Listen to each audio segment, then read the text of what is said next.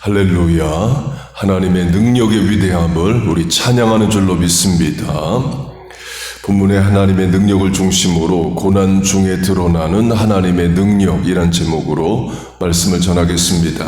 곧 하나님의 능력에 고난을 없애주시는 능력도 있지만 필요에 따라 고난을 사용하시는 능력도 있다입니다. 곧 어떤 일을 우리에게 행하신든 결국에 다 우리를 유익하게 하고자 하나님은 역사하십니다. 본문을 받는 수신자들이 처한 상황은 고난입니다. 본문 다음 절을 보면 시험, 근심이 나오고 그 다음 절은 불로 연단이 나오고 11절은 고난을 말합니다. 하나님의 능력으로 하면 우리 이런 질문할 수 있습니다. 하나님의 능력이 있으시면 우리 인생의 고난을 다 없애주시면 되는 게 아니냐? 그런데 이런 차원도 있습니다. 고난이 없으면 신앙이 나태해지고 타락하는 차원도 있습니다. 사람의 죄된 본성이 그래요. 다윗으로 하면 성경 기록상 최대 기록자입니다. 시편이 기도문이죠. 시편 150편 중에 74편 49%가 다윗의 기도입니다. 대부분 supplication, 탄원시, 죽겠다 못 살겠다 눈물 난다의 내용입니다. 주로 사울 왕의 핍박 때문에 다윗이 도망 다닐 때 했던 기도입니다. 그런 기간 동안에는 다윗이 범죄한 게 없습니다. 도리어 하나님께 더 가까이 나아갑니다.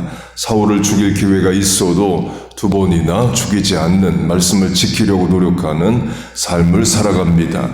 그런데 사울 왕 죽고 다윗이 왕이 됩니다. 원수대적 고난 없는 형통한 날이 옵니다.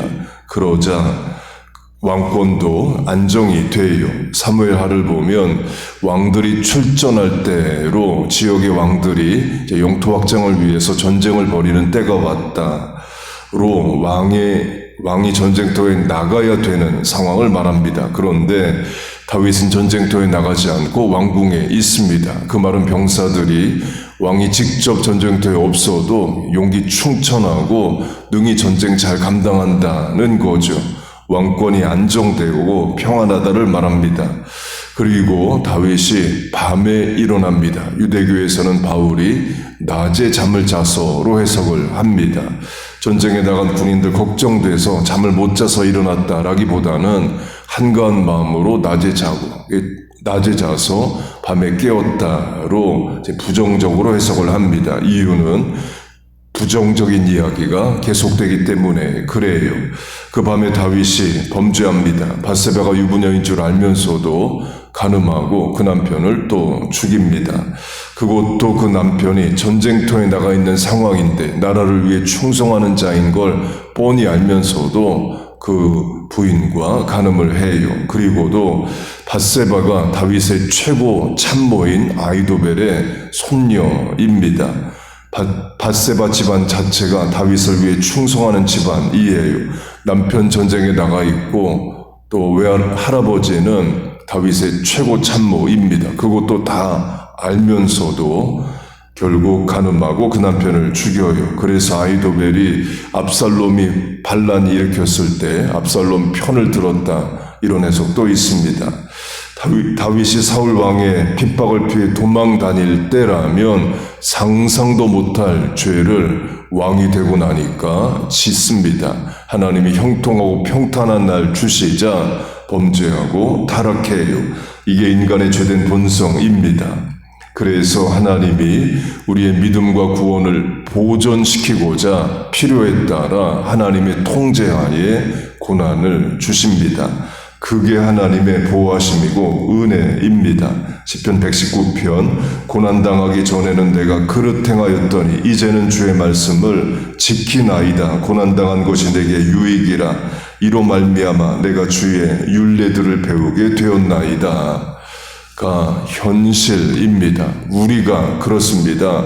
언제 우리가 회개하고 자신을 돌아보고 그동안 지키지 못했던 말씀에 드디어 순종하느냐? 주로 고난의 때입니다.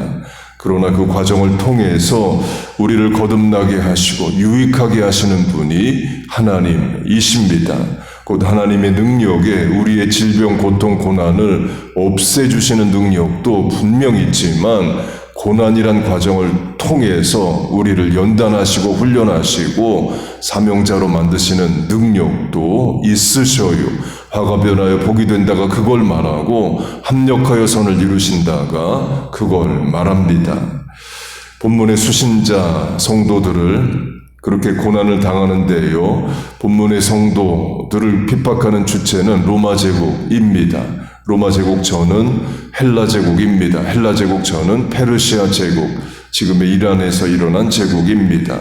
페르시아의 특징은 유대인들을 핍박하지 않았다. 정복, 피정복 민족을 학대하지 않은 제국입니다. 도리어 선대합니다.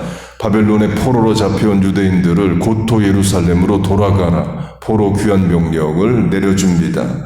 그리고 바벨론이 예루살렘 성전을 무너뜨리고 성전에서 가지고 온 기물들을 다 돌려줍니다.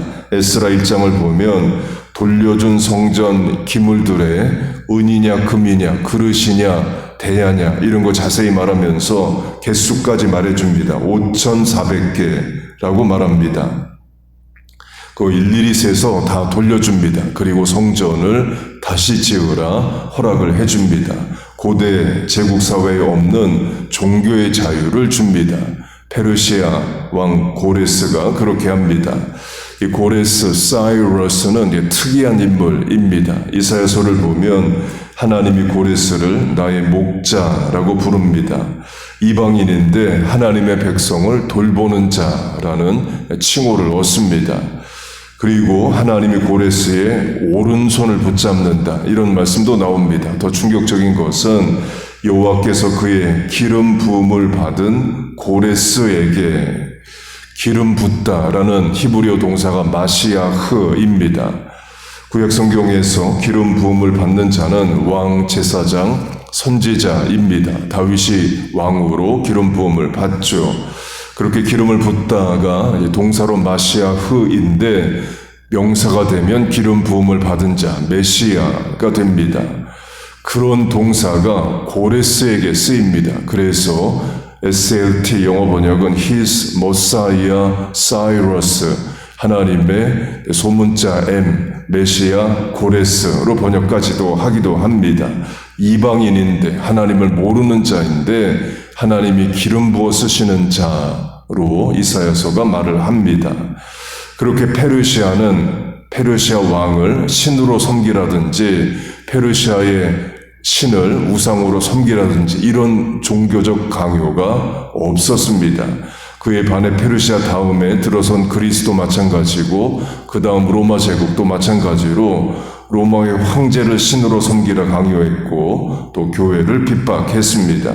많은 순교의 사건들이 있었습니다. 본문이 그 현장입니다. 그래서 본문의 시대의 교회에 주보가 있다면 주보 내용은 주로 이겁니다. 지난주에 홍길동 집사님 순교하셨습니다. 박길동 집사님 글래디에이터 검투사로 끌려가서 콜로세움에서 순교하셨습니다. 이런 시대입니다.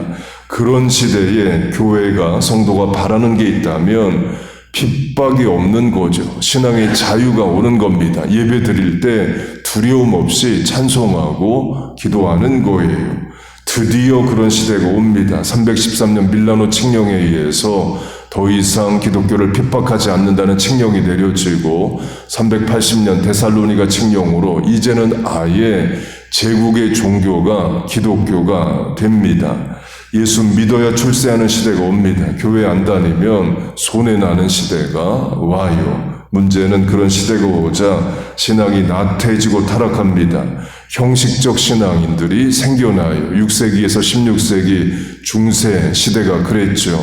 천주교 시대로 사이머니, 성직매매, 성적 타락, 또 면죄부 판매 등 많은 문제가 생겨납니다.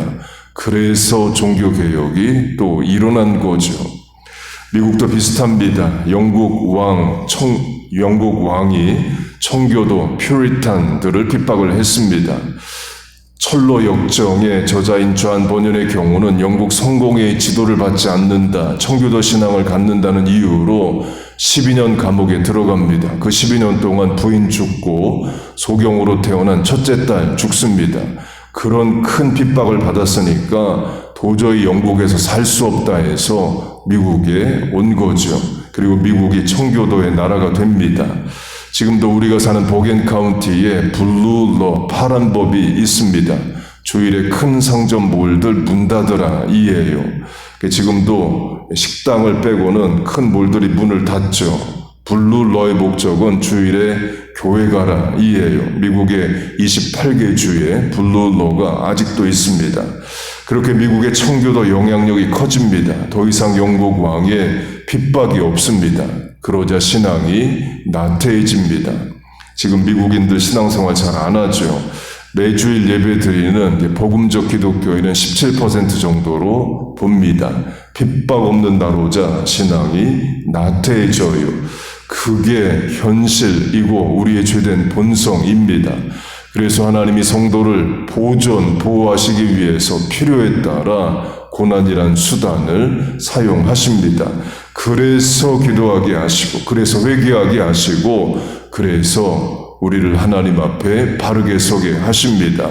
겪어보고 믿음으로 반응해보면 압니다. 하나님은 우리를 유익하게 하기 위해서 고난도 사용하셔요. 물론 우리가 바라는 것은 고난이 없는 겁니다. 하나님이 바라시는 것도 그겁니다. 고난 없어도 간절히 하나님 잘 섬기고 신앙생활 잘 하는 거예요. 그런 실천 중 하나가 새벽기도입니다. 잠언 8장은 나를 간절히 찾는 자가 나를 만날 것이라, 그 말은 간절히 하나님 찾으면 만나줄게 라는 거죠. 그 간절이라는 부사가 히브리어로 새벽에입니다. 영어 성경은 early in the morning으로 번역을 합니다. 우리의 실천이 그런 간절한 실천입니다. 곧 평안에도 간절히 하나님께 나아가고 고난과 어려움이 있으면 당연히 간절하게 하나님 앞에 나가야죠. 그리고 우리가 믿는 것은 우리의 삶의 형편이 어떠하든 평탄하든 평안하든 고난과 질고가 있든 늘 하나님 앞에 가까이 나가고 그 하나님 믿고 의지하는 겁니다. 고난을 통해서라도 우리를 지키시는 하나님을 신뢰하는 겁니다. 그 하나님을 믿고 오늘도 믿음으로 살아가는 우리와 자녀 교회 되기를 주의 이름으로 축복하고 축원합니다. 아멘. 기도하겠습니다. 하나님 아버지, 우리를 자녀 삼아 주시고 늘 지키시고 보호하시고 보존하시는 줄로 믿습니다. 때론 고난을 통해서 우리를 깨워주시고 말세의 거룩한 성도로 준비된 자로 만들어주심을 감사합니다. 사명에 합당한 자세와 능력도 허락하여 주심을 감사합니다.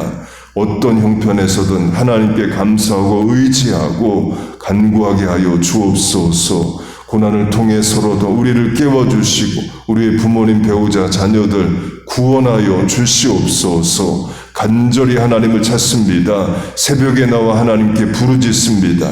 우리의 기도에 응답하시고 우리의 삶에 동행하시고 역사하여 주옵소서. 예수님의 이름으로 기도하옵나이다. 아멘.